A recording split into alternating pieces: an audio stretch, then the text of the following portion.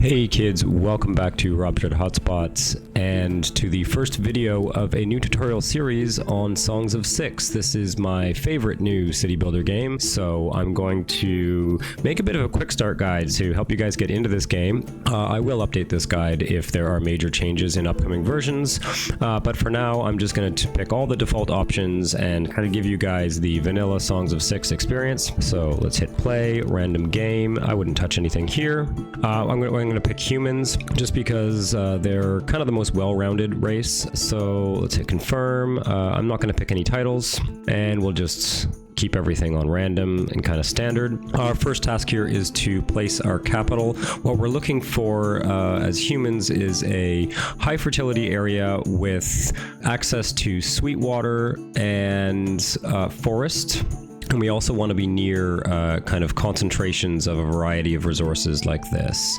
So if we don't find a spot that we like, we can regenerate the map by pressing this button. We also want to pick a temperate zone because humans like temperate. So you can look at the climate. Up here it's going to be cold, and down here it's going to be warm. This spot here could actually be good. Then we could have local coal. It might be worth getting at least one mining resource, but I wouldn't worry too much about those. We're going to be able to potentially conquer these areas and take those resources from them that way later on. Most important thing is going to be to have high fertility, some access to sweet water, so on a river or a lake. Keep in mind that ocean is not the same thing as sweet water. And you're going to want a relatively high percentage of forest. So this spot here is actually looking pretty damn good. It's also got a little bit of mountains too, which is kind of cool. So let's just grab this spot. And now this brings us to the city map. One of the things you're going to want to look at here is the fertility map.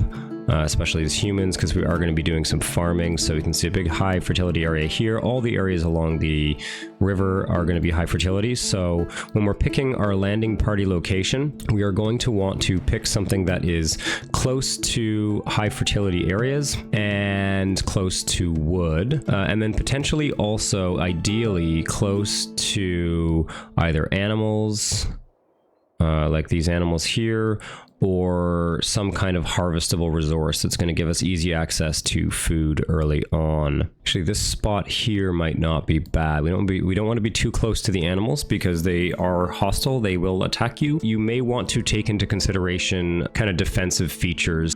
This mountain here can potentially be a kind of defensive barrier. The river is a defensive barrier. Looking for natural barriers in case you end up having to defend your city during a siege. It's better to be a little bit closer to the center of the map and not right on the edge. You know, if you get attacked, the enemy army is going to come off of the edge of the map, so you don't really want to be right near the edge of the map to start. But I think this spot here is not half bad. When you choose your city location, the game will create a save called A New Beginning, and it will overwrite the old file that has the same name if you create another city on another map.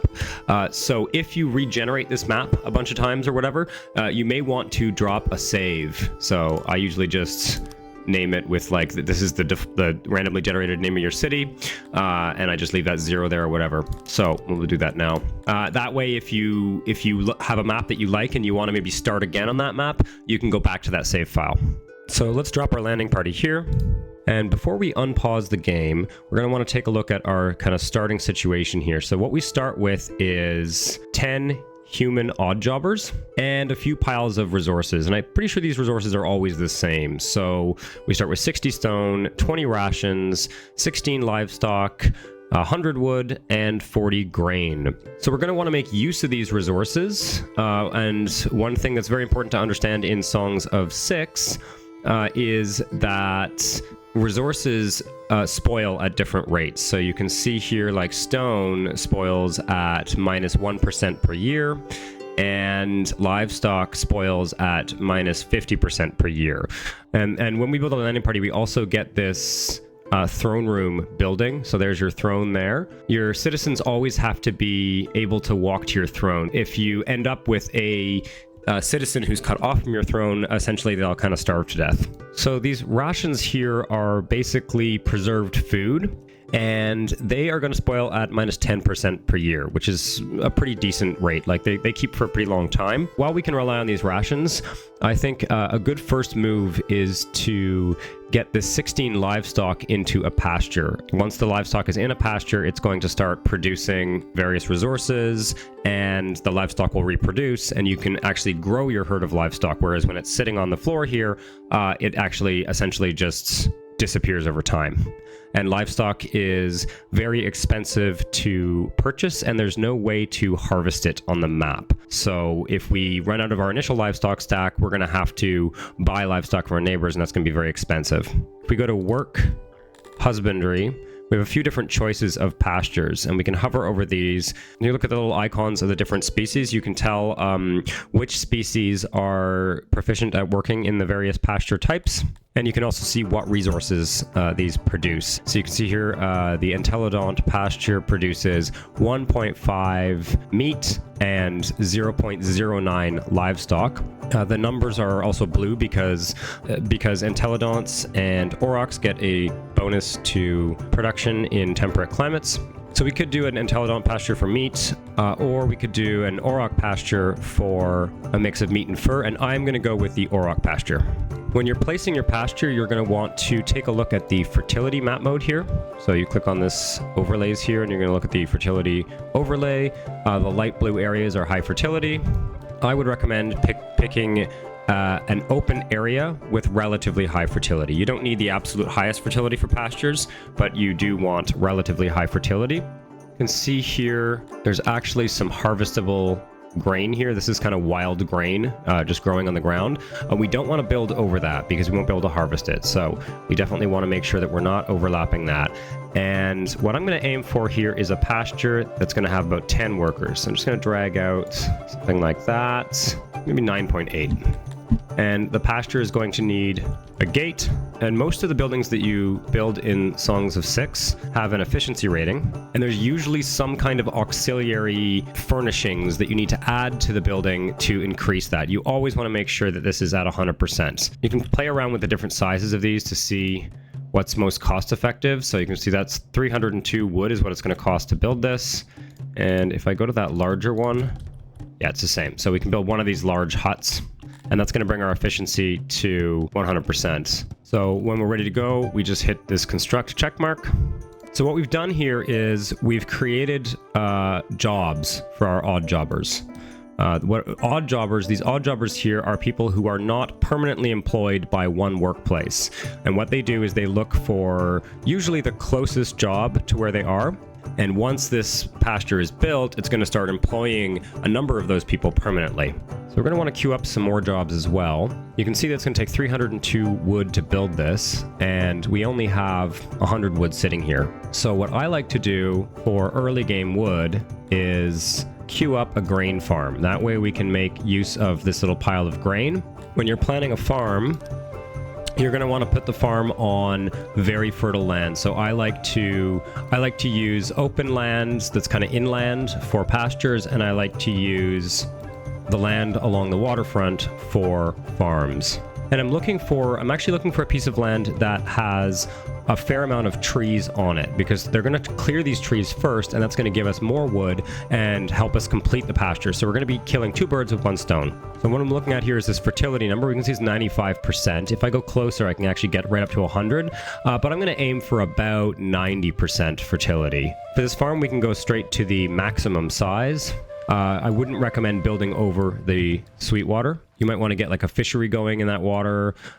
Just generally speaking, better to not build over the water. It also pushes the irrigation radius back if you do that. You also want to avoid building in this square here. This square indicates where the wild animals will kind of circulate. And like I said earlier, they're a little bit dangerous, so we don't want to be building too close to them. So something like that's looking pretty good. It's going to employ 13.25 farmers and produce 54.9 grain with a fertility of 92%. And I've just built it following the coastline here. You can see these two jobs are about equal distance from where our people are.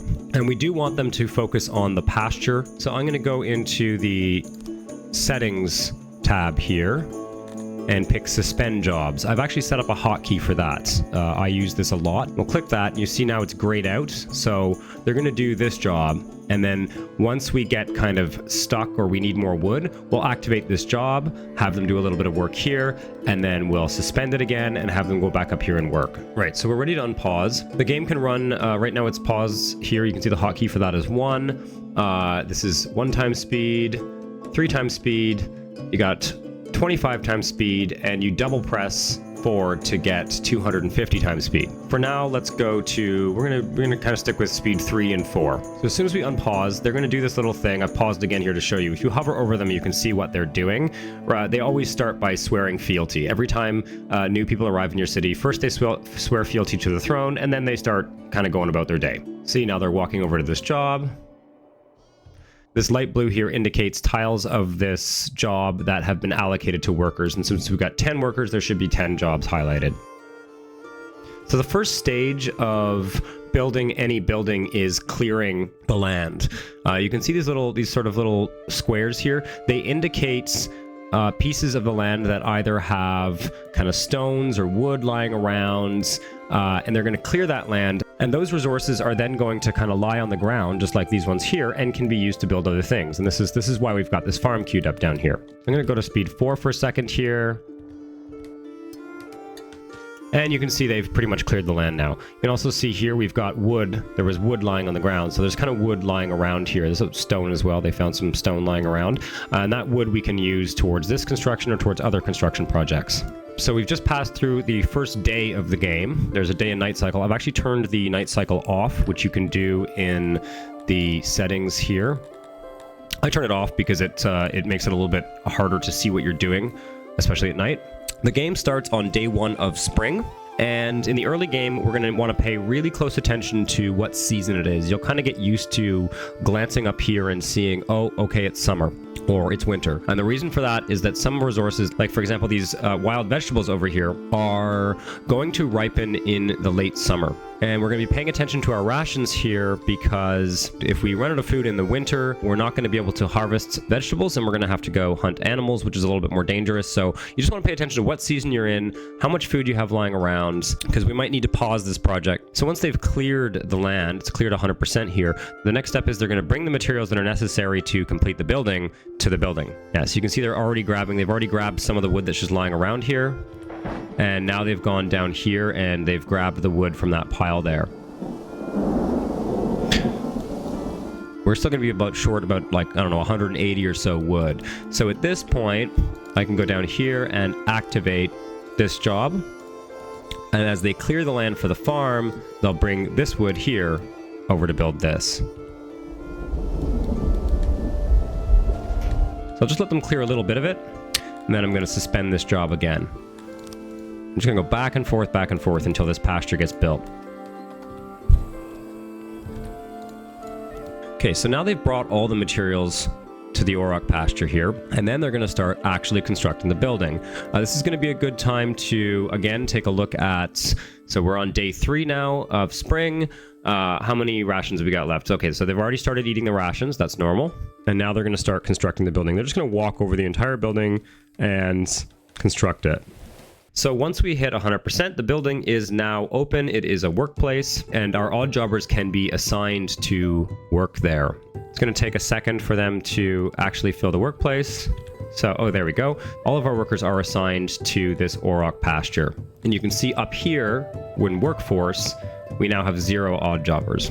Now, we're not actually going to need 10 herders right away in this pasture, but what I want them to do is to bring this livestock to the pasture as quickly as possible. Because the way pastures work is if the workers manage to get all of their work done taking care of the animals that are in the pasture, they look for more animals to put in the pasture. So you can see they're actually starting to bring the livestock from this pile into the pasture. Just gonna wait until we get all the animals in there. Yeah, it looks like we got 15 animals, so one of our livestock did spoil. That's not a big deal. I can reduce this maybe down to about 5 workers. And for the pasture in particular, I'm going to tick auto employ. Basically what auto employ does is after every full workday, it evaluates how much of the day the workers spent working, and then it gives you this workload percentage. And if that percentage is below a certain amount, it will remove one worker for the next day. And if that percentage is at 100%, it will add one worker if possible. We're going to want to be pretty careful about auto-employing, but for pastures, it's not a bad idea. We've done our opening moves now. Next, we're going to want to think about some food, because as you can see, our rations here, we have 9 of them left out of the original 20. This pasture does produce a little bit of meat, 4.10 there.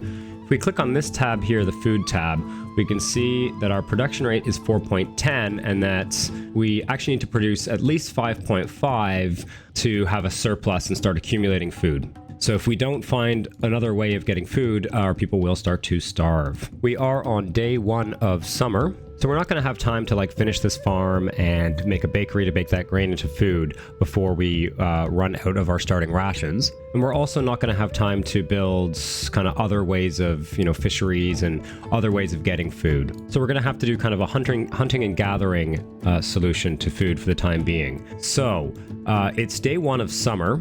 If we go into the miscellaneous tab here, we can select forage, and we got all of these vegetables here. And you can see it's giving us a little warning. Edible vegetation must be ripe, which means it can't be harvested until late summer. It is day 1 of summer. There are 4 days in every season, so 16 days in a year. So I think on day 3 of summer, this is going to start to be ripe. But we don't want our 5 odd jobbers sitting around and doing nothing in the meantime.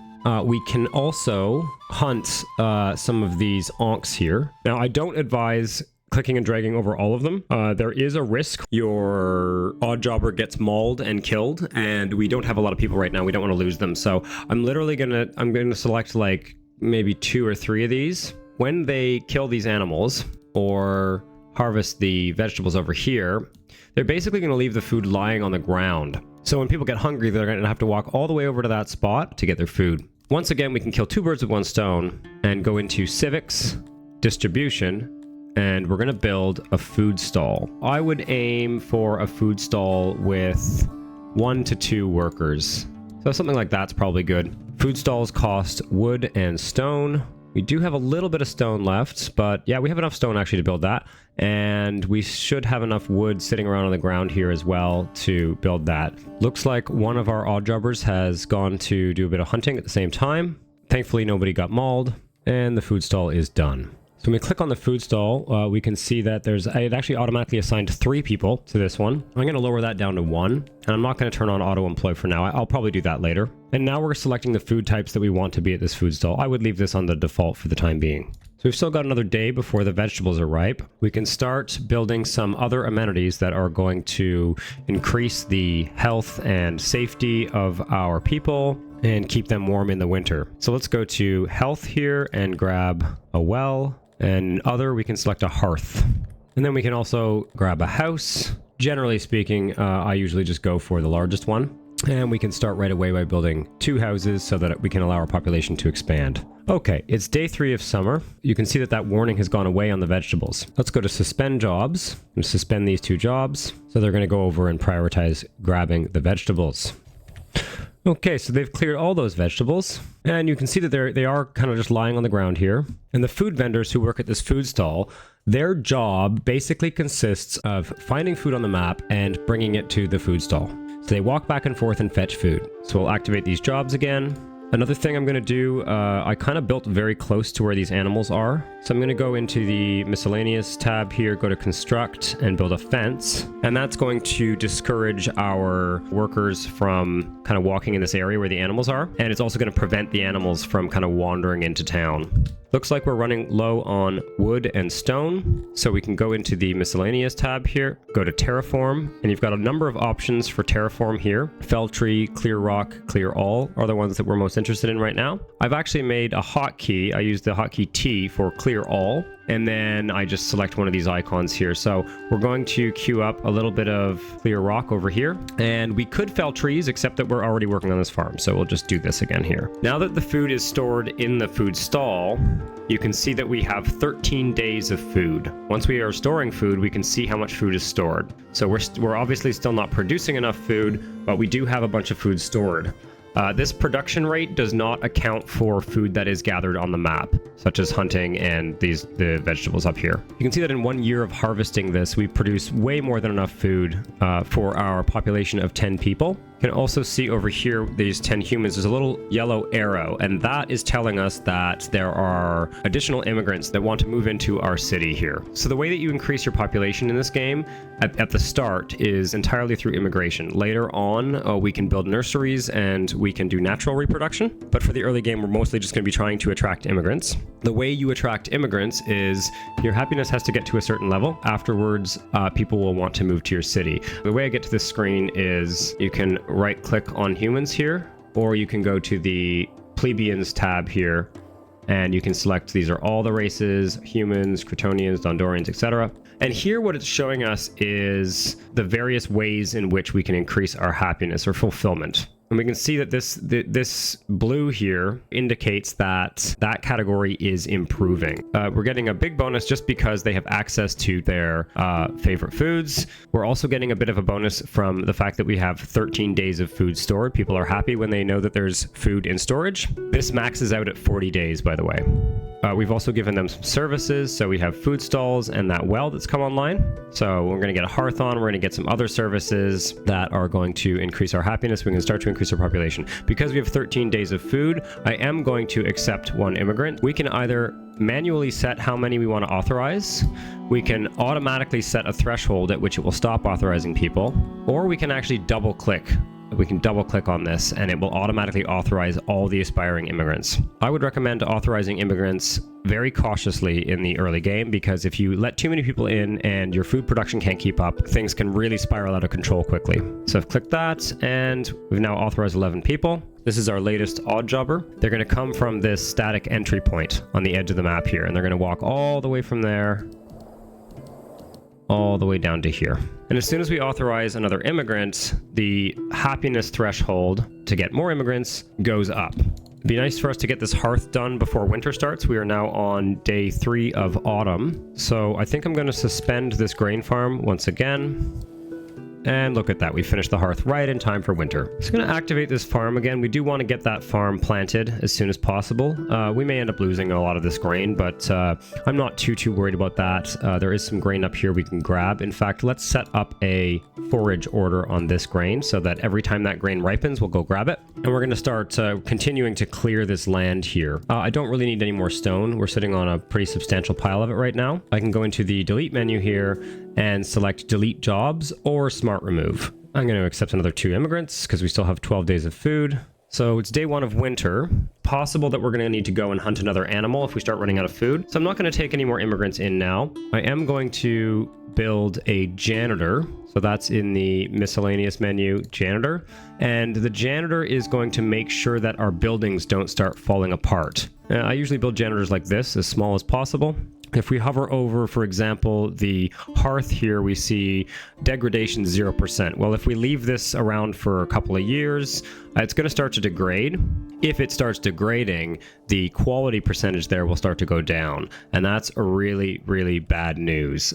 Basically, if you forget to build a janitor, or if you don't have enough janitors, everything can start to fall apart.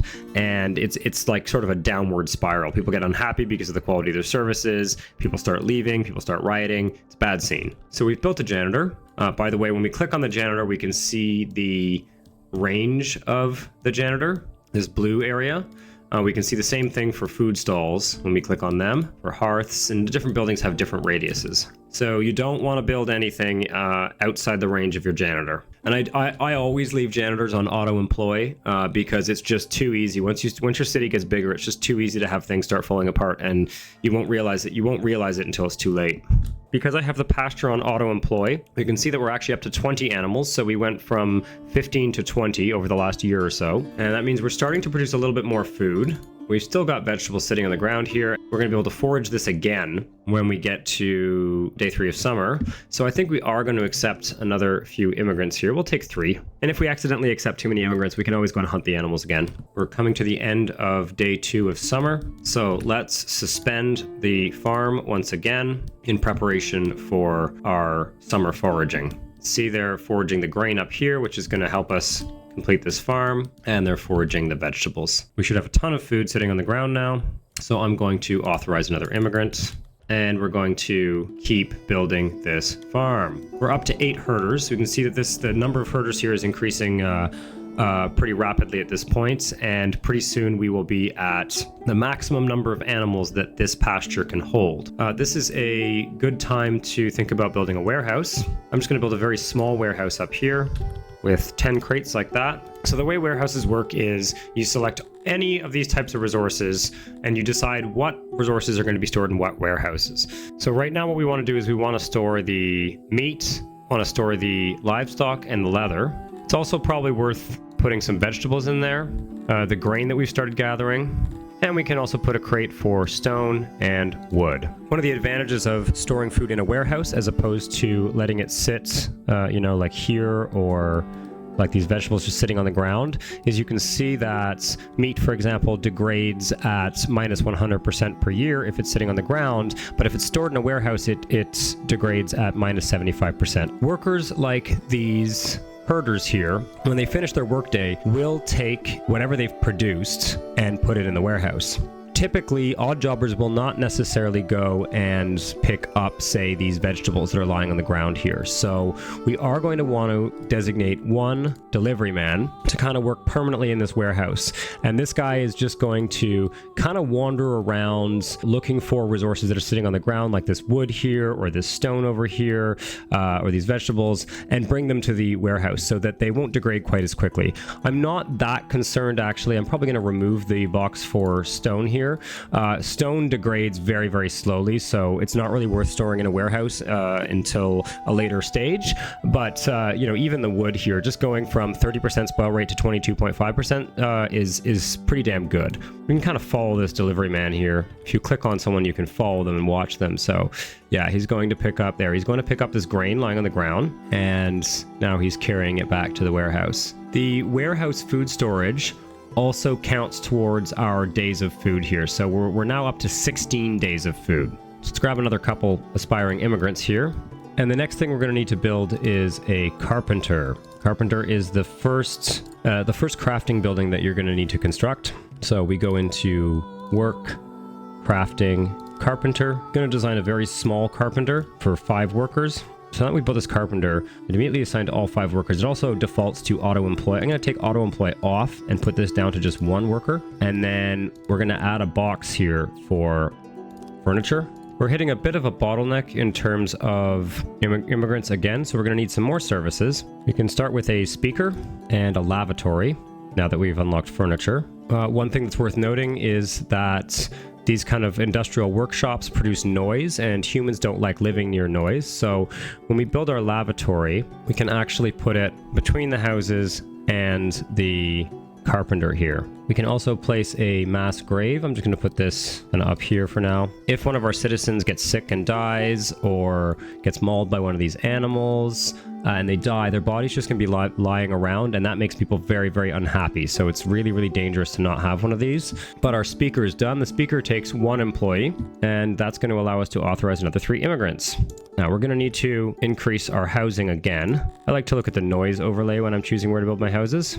And you can see we've got a little bit of space in here that we might as well fill. We're finally nearly finished clearing the grain farm. So what I'm going to do now is I'm going to put all these workers in the carpenter, and I'm going to queue up another couple of buildings that require furniture. One of those is the tailor, which is going to turn our fur, which we have quite a lot of now. We're actually kind of sitting on a bunch of fur that we're not really using. That's going to turn our fur into clothing. I recommend going into the access tab here.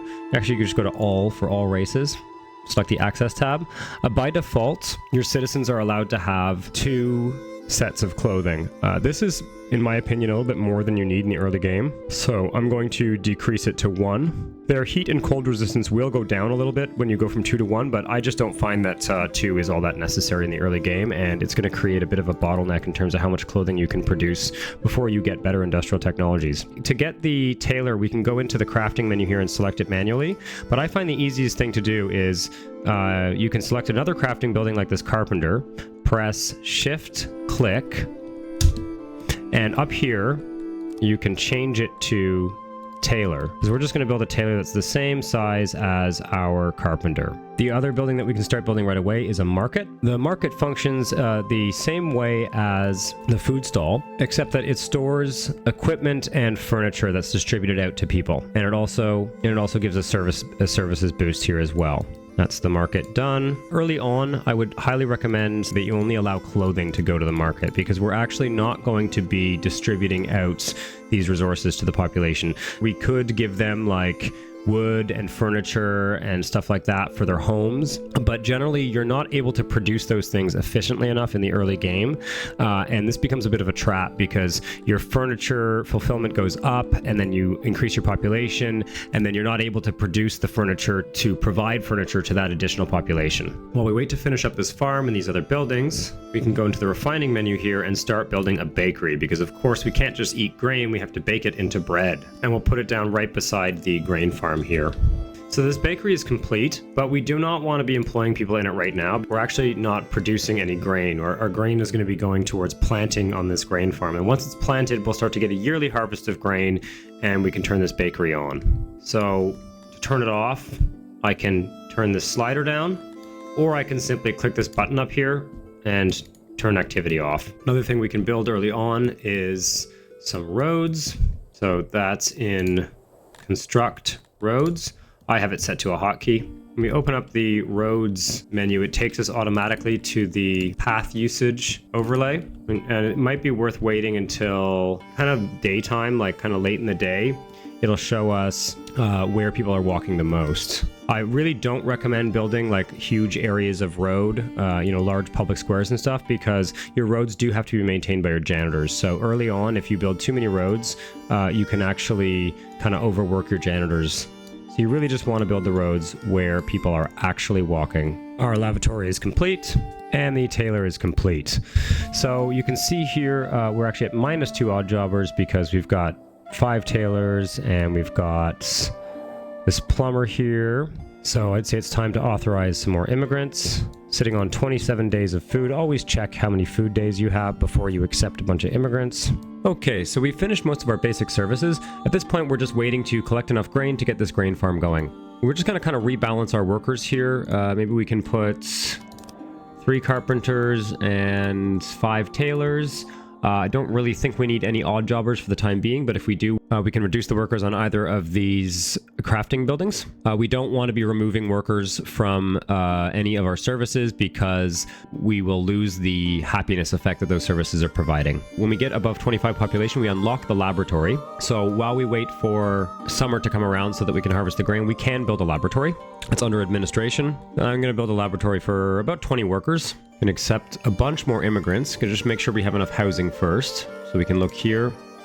We have 29 housing available, so we are going to need some more housing. I'm just going to use my excess workers to get some more stone for future building projects. And then once we get to day 3 of summer, we'll do our foraging, and our grain farm is complete. So it is the first day of fall in year 4. In about 4.5 years, we have gone from a population of 10 to 37, and we have built all of the ingredients to be able to move from a sort of hunter-gatherer society into a more agriculture-based society. Next episode, we're going to look at how to scale up your population and scale up industries while making sure that we maintain a good food supply.